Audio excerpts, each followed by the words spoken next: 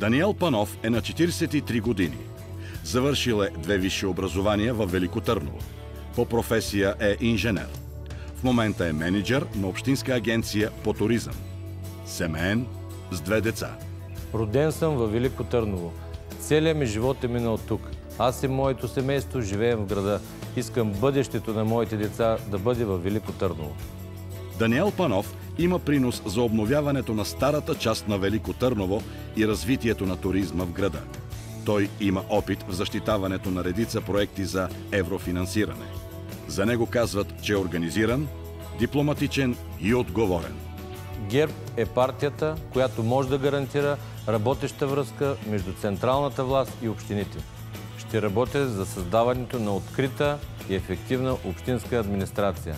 С подкрепата на държавата ще направя всичко възможно за утвърждаването на Велико Търново като културен и туристически център. Ще насоча усилията си към развиване на селските райони в общината. Знам кое е най-доброто за Велико Търново и знам как да го постигна. Време е за ново начало.